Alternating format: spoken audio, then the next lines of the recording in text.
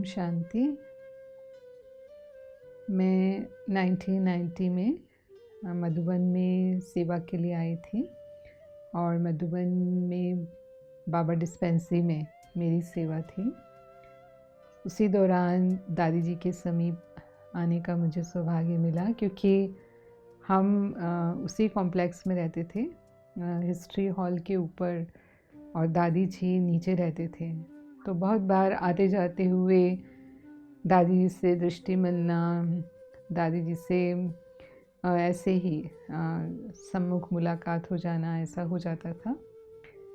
तो मैं देखती थी वहाँ कि सुबह सुबह दादी जी के कमरे में कुछ बहनें जाती थी, खास विदेश की बहनें जाती थी। तो हम तो नए थे उस समय, हमारी हिम्मत तो इतनी नहीं होती थी, लेकिन फिर भी एक बार मैंने सोचा कि इनके साथ मैं भी चली जाऊंगी। तो मैं अंदर गई तो मैंने देखा कि क्योंकि वो मुरली क्लास के पहले का समय था, तो दादी जी तो तैयार हो रहे थे, लेकिन बहुत सहज भाव से दादी सभी बहनों से मिल रहे थे, बात कर रहे थे। तो मुझे लगा कि देखो, दादी का पर्सनल टाइम भी दादी जैसे सेवा में यूज़ कर रहे हैं। दादी किसी को मना भी नहीं करते हैं, बहनें आ जाती हैं अंदर, दादी से मिलती हैं। और उसके बाद फिर कभी कभी मैं भी ये चांस लेने लगी। बाद में मुन्नी दीदी को पता चला कि मैं डिस्पेंसरी में यहाँ सेवा पर हूँ। तो सर्दियों के समय में जब बाबा की सीज़न चलती थी तो दादी को खांसी की तकलीफ़ हो जाती थी। तो डॉक्टर्स उन्हें राय देते थे कि वो सोने के पहले स्टीम लें। तो उन्होंने मुझे बोला कि आपको रात को आना है और दादी जी की जो भी सेवा में मदद चाहिए वो आप करेंगे। तो मैं जाने लगी और मैं देखती थी और भी 3-4 बहनें आ जाती थी और दादी सोने के पहले मुरली पढ़ते थे। ये दादी का नियम था। कितना भी देरी हो जाती थी कार्यक्रम में या जो भी हो, मतलब दादी मुरली पढ़कर ही सोते थे और मुरली भी पूरी पढ़कर ही सोते थे। तो उस समय बीच बीच में हमें भी दादी जी कुछ पॉइंट सुनाते थे और दादी को जो भी आवश्यक सेवा होती थी उस समय, अगर कहीं दादी को दर्द है, कुछ दवाई वगैरह लगा के देना है या जो भी, तो लास्ट तक हम रहते थे कमरे में। और हम बहनों को सभी, मतलब मधुबन वालों को जैसे पता होता था, तो वो कहते थे दादी की रात्रि गीता पाठशाला है। तो बहुत अच्छी पालना मिलती थी दादी की उस समय हमको। और सुबह भी अमृत वेले में देखती थी कि दादी जी हिस्ट्री हॉल में आकर के बैठ कर के अमृत वेला करते थे, और अमृत वेला पूरा होने के बाद दादी सभी को दृष्टि देते थे। सभी लाइन से दादी जी से दृष्टि लेते हुए जाते थे। तो जैसे एक पावर, बाबा से तो पावर भरते ही थे, लेकिन वो दादी की दृष्टि भी विशेष पावर भरती थी। दादी जी को ओम शांति भवन में मुरली सुनाने के लिए छोड़ने मुन्नी दीदी जाते थे, लेकिन वापस में एक बहन लेकर के आती थी। तो वो घर चली गई। तो फिर उन्होंने मेरे को बुलाया और पूछा कि तुम ये कुछ दिन, जब तक वो बहन आती है, ये सेवा करोगी? तो मैं तो बहुत खुश हो गई, क्योंकि इस बहाने दादी जी के साथ इतना समय बिताने का टाइम मिलेगा। तो पहले ही दिन जब मैं दादी का हाथ पकड़ा और दादी को क्लास से मैं लेकर के आई, तो मैं बता नहीं सकती कि सारा दिन जैसे कि मैं खुशी में उड़ रही थी। इतना मतलब उनका प्रभाव था। और मैंने बाद में नोटिस किया, जितने भी दिन मैं दादी जी के साथ ये सेवा करती रही, कि दादी जी सीधा आंगन में नहीं आते थे। तो दादी जी अलग अलग डिपार्टमेंट्स में जाते थे और वो जो भी डिपार्टमेंट से संबंधित भाई होते थे उनसे मिलते थे, और कोई भी समस्या है या उनको कोई भी आवश्यकता है, वो दादी जी से बात करते थे और दादी उसी समय उनको निर्णय दे देते थे। तो मैं देखती थी कि दादी इतने क्विक डिसीज़न लेते थे, मतलब उनका टाइम और एनर्जी बिल्कुल भी वेस्ट नहीं होता था। और कई बार दादी नक्की लेक को का भी चक्कर लगाने के लिए जाते थे, वरना जैसा समय होता था। गुरुवार को मैं देखती थी सवेरे क्लास में जाने से पहले दादी जी भंडारे में जाएंगे और सभी भाई बहनें जो भोग बना रहे होते थे वो सभी को दादी दृष्टि देते थे, और इतना सब में उमंग और खुशी आ जाती थी। तो ये दादी की एक विशेष पालना थी। फिर दादी आंगन में आकर के बैठते थे और आंगन में दादी जी जैसे ओपन होते थे, यानी कोई भी आकर के दादी से मिल सकते थे, बात कर सकते थे।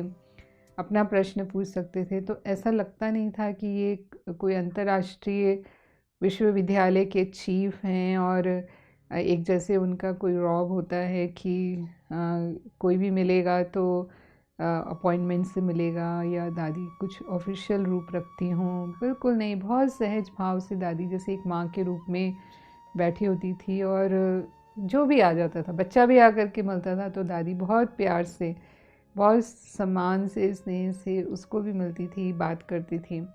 तो मुझे तब तक वहाँ रहना होता था जब तक कि दादी जी आंगन से उठ कर के नाश्ते पे ना चले जाए। तो ये सब मैं ऑब्ज़र्व करती रहती थी कि दादी जी किस तरह से सभी भाई बहनों को मिलती हैं और उनको पालना देती हैं।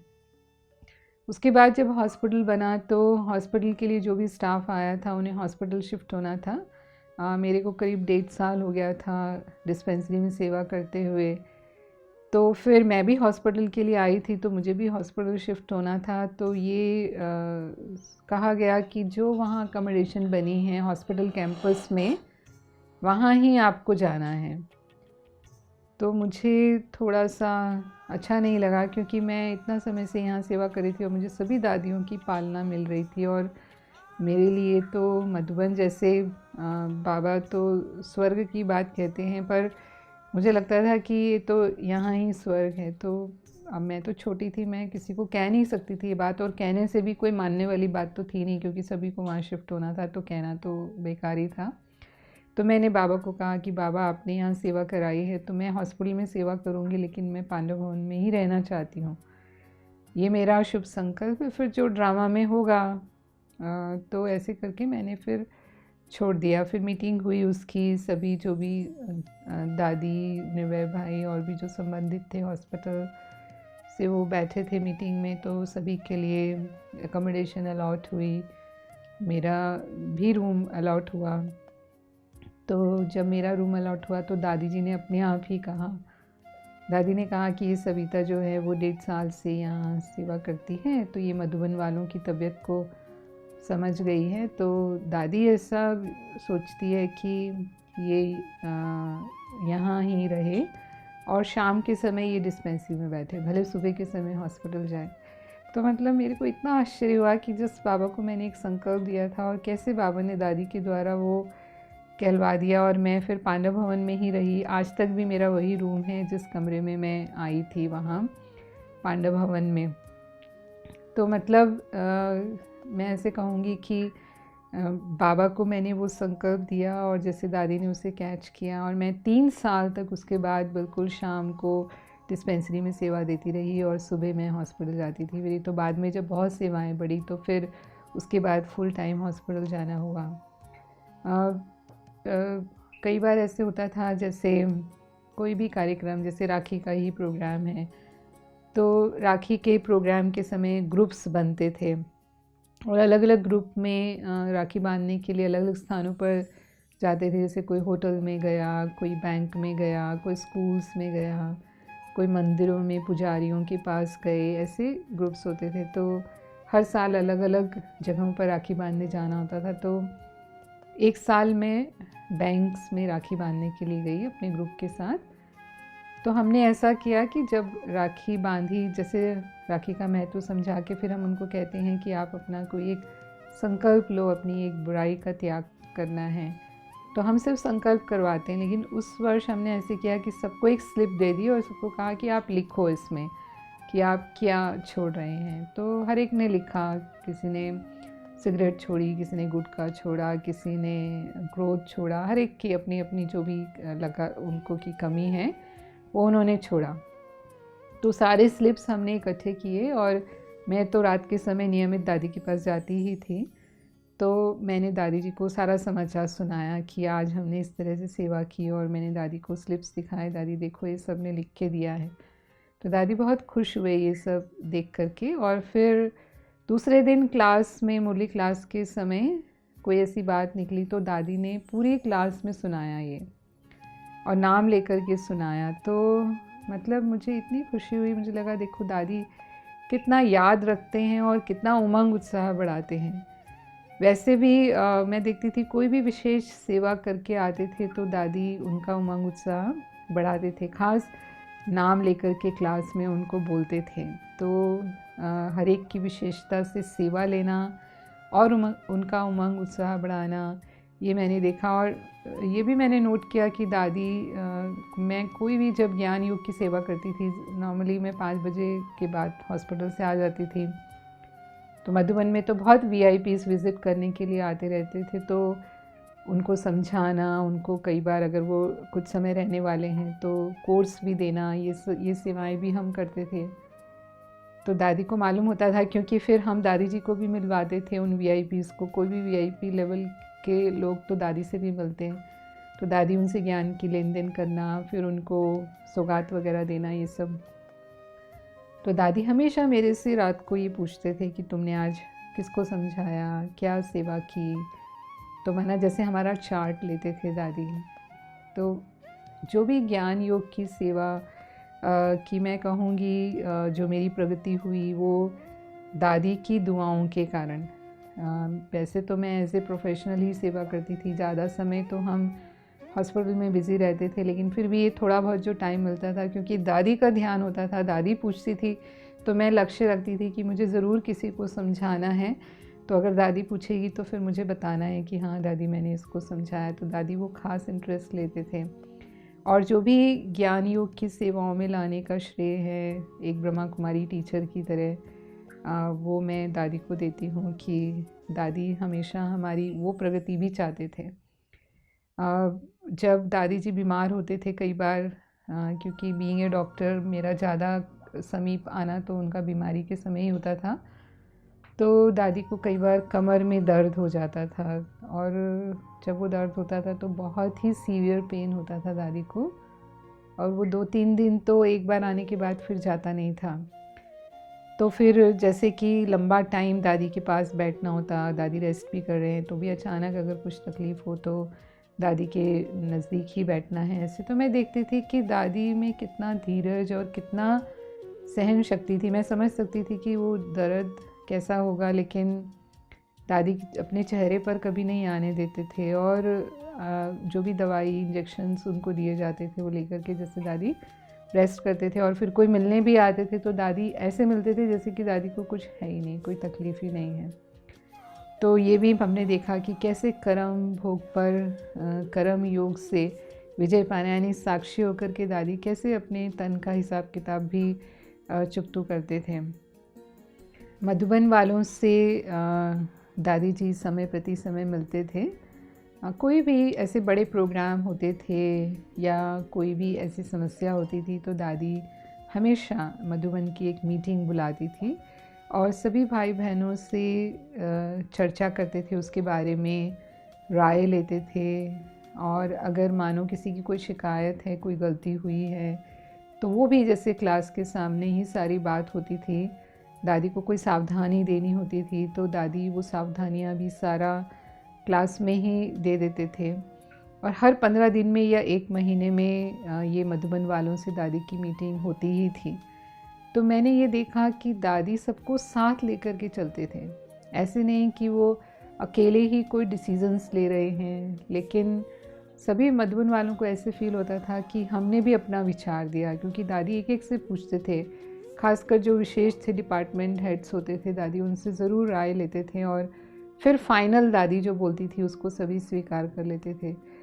तो मैंने देखा मधुबन वालों का इतना टूट प्यार था दादी के साथ, इतना रिस्पेक्ट था दादी के लिए कि आधी रात को भी अगर दादी कुछ कहेगी तो कितनी भी मुश्किल बात क्यों ना हो, लेकिन कभी मना करने का तो सवाल ही नहीं उठता। मतलब किसी भी कीमत पर वो तैयार होते थे कि हमें करना ही है, क्योंकि दादी उनको इतना स्नेह और इतना सम्मान देते थे। दादी का जो एडमिनिस्ट्रेशन था वो फुल ऑफ लव था। मैंने देखा उसमें लॉ तो कहीं था ही नहीं। ऐसे नहीं कि दादी कोई शिक्षा सावधानी नहीं देती थी, किसी को सज़ा देना है, अगर कोई ऐसे गलती हुई है तो सज़ा भी होती थी, लेकिन माँ का स्वरूप होता था दादी का। मतलब हमने देखा कई बार सेंटर्स के मामले भी जब दादी जी के सामने आते थे, तो ये खासकर मैंने तब नोट किया जब मैं दादी जी के साथ फुल टाइम रहने लगी। सन 2000 के बाद मैं हॉस्पिटल छोड़ कर के फुल टाइम दादी जी की सेवा में थी, उनके अंग संग ही थी, क्योंकि उस समय काफ़ी कैंपस हमारे बन चुके थे, ज्ञान सरोवर बन चुका था, शांतिवन बन चुका था, बाबा की सीज़न शांतिवन में चलती थी और दादी की ट्रैवलिंग भी काफ़ी बढ़ गई थी। और दादी की तबीयत के अनुसार, क्योंकि दादी के कुछ ऑपरेशन हो चुके थे, तो एक कोई मेडिकल व्यक्ति हमेशा उनके साथ चाहिए था। तो मुझे ये कहा गया, क्योंकि मैं शुरू से ही दादी जी की तबीयत को फॉलो अप करती रही थी, तो मुझे कहा गया, तो फिर मैंने हॉस्पिटल छोड़ करके मैं दादी जी के साथ फुल टाइम सेवा पर आ गई थी। तब मैंने देखा कि दादी के सामने अगर कोई ऐसे प्रॉब्लम्स लेकर के भी आते थे, तो नेचुरली दोनों पक्ष तो राइट नहीं होंगे, कोई गलत होगा, कोई सही भी होगा। दादी सुनते थे और जो डिसीज़न राइट है वो देते भी थे, जो गलत है उसको जो शिक्षा सावधानी देनी है वो भी देते थे। लेकिन उसके बाद फिर वैसे के वैसे, जैसे कि कुछ हुआ ही नहीं। ऐसे नहीं कि जिसने गलत किया उसके प्रति दादी का एटीट्यूड चेंज हो जाए, या उनके प्रति व्यवहार दादी का बदल जाए, या फिर उसके बाद दादी उस बात का किसी से वर्णन करें।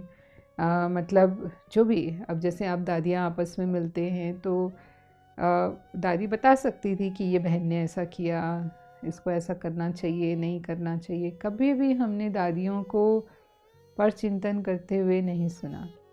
और आपस में दादियों का इतना स्नेह था, मैं ये भी देखती थी कि जब भी गुलजार दादी और जानकी दादी यहाँ होते थे तो साथ में ही भोजन करते थे, टेबल पर तीनों टाइम। मना दादी जैसे अपनी ज़िम्मेवारी समझती थी कि वो जब यहाँ मधुबन में हैं तो साथ में ही होंगे, और फिर टेबल पर ही वो जो भी डिसीजंस यज्ञ के बारे में लेने होते थे, कई बातों की चर्चा उनकी वो टेबल पर ही होती थी। और उसके बाद दादी छोड़ने जाती थी उनको शक्ति भवन तक। शांतिवन में जब दादी रहने लगे तब हमेशा खाने के बाद दादी जी थोड़ा सा पैदल करते थे, तो दादी उनको छोड़ने जाते थे, तो फिर मैं दादी जी के साथ जाती थी। उनको इस तरह की जो भी जैसे जब भी दादी चलते थे तो हम कभी भी उनको अकेला नहीं छोड़ते थे। मोस्टली मैं साथ में होती थी, या कभी मैं आगे पीछे हूँ तो कोई भी दूसरी बहन दादी जी के साथ होते ही थे। मैंने जब मैं फुल टाइम दादी के साथ रहने लगी तब देखा कि दादी केवल रात को मुरली नहीं पढ़ते थे, पर दादी 4 बार मुरली पढ़ते थे। सुबह अमृत वेले के बाद भी दादी मुरली पढ़ते थे। शांतिवन में तो दादी कॉटेज में बाबा के कमरे में दादी योग करते थे, और फिर बाद में मुरली पढ़ते थे, फिर क्लास में मुरली सुनाते थे। और फिर शाम को भी जब दादी रेस्ट करके उठती थी तो भी दादी मुरली पढ़ती थी। मैंने दादी की स्टडी ही मुरली थी। तो कई बार मुझे संकल्प चला था कि दादी तो ओम मंडली के टाइम से मुरली सुन रही है, तो फिर इनको इतनी बार क्यों मुरली पढ़ना होता है, क्योंकि हम तो एक ही बार सुन लिया बस हो गया, उसके बाद फिर हम सोचते भी नहीं थे। लेकिन दादी के लिए हम देखते थे मुरली से इतना प्यार है कि जब टाइम मिलेगा दादी के हाथ में मुरली ही होती थी। तो मैंने ये देखा कि दादी को मुरली की हर शिक्षा जैसे याद होती थी, क्योंकि 4 बार पढ़ लिया मैं ना, बाबा की एक एक बात याद है। और दादी इसीलिए कभी भी किसी से मिलते भी थे तो मुरली में बाबा ने उनके लिए क्या कहा है, क्योंकि बाबा ने हर वर्ग के बारे में कुछ ना कुछ कहा है। तो दादी को क्योंकि याद होता था तो दादी उसी तरह से बात उनके सामने रखते थे, और उनकी वो बहुत दिल को लगती थी, क्योंकि वो भगवान के कहे हुए शब्द हैं उन आत्माओं के प्रति।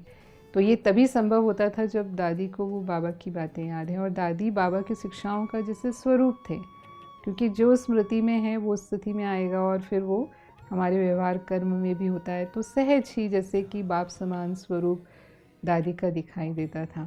और एक बात मैंने और भी नोट की कि दादी की बहुत अनासक्त वृत्ति थी।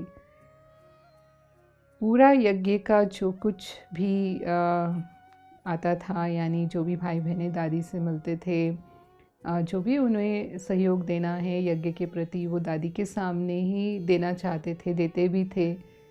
लेकिन मैं देखती थी कि दादी की कभी किसी चीज़ में या कोई धन में बुद्धि जाती हो, लिफाफा हाथ में आया तो ईशु दादी हमेशा उनके साथ हैं, वो ईशु दादी को ही सीधा पकड़ा देते थे, और कभी देखते भी नहीं थे कि उसमें कितना क्या है। सामने वाले को अगर बताना है, वो खुद बताना चाहता है कि वो क्या सहयोग कर रहा है, तो वो अलग बात है कि उसने दादी को सुनाया, लेकिन दादी की कभी भी ऐसे उसमें बुद्धि नहीं जाएगी। और कोई भी चीज़ें कैसी भी तरह की दादी कभी नहीं कहेगी कि ये मेरे लिए रख दो या मेरे कमरे में रख दो या ये मैं यूज़ करूँगी, कभी नहीं। जो आया वो सब बाबा के भंडारे में जाएगा। और मैंने देखा दादी की सिंप्लिसिटी, जैसा जिस तरह की चीज़ें वो यूज़ करती थी वो बिल्कुल उसी तरह का, शुरू से लेकर एंड तक। वो रुमाल भी उसी तरह का, चप्पल भी उसी तरह की, और जो साड़ी है या जो कुछ भी है दादी का, जैसे सूती साड़ी पहनते थे, मतलब कोई परिवर्तन नहीं उसके अंदर। कभी भी किसी चीज़ की आकर्षण हो ऐसा हमने नहीं देखा दादी को। अनासक्त और उपराम भी जिसे हम कहेंगे कि सदा बाबा ही बुद्धि में हैं। एक बार ऐसे ही मैंने दादी को पूछा, क्योंकि हमेशा जब भी मैं हॉस्पिटल में थी तो मैं लक्ष्य रखती थी शाम को मुझे 1 घंटा योग करना है, लेकिन दादी के साथ सेवा में ऐसा संभव नहीं हो पाता था, क्योंकि दादी के प्रोग्राम के साथ हमारी दिनचर्या चलती थी। दादी को जहाँ जाना है उनके साथ ही मुझे रहना है, तो मैं मिस करती थी इसको कई बार, क्योंकि प्रोग्राम्स ही होते थे शाम को।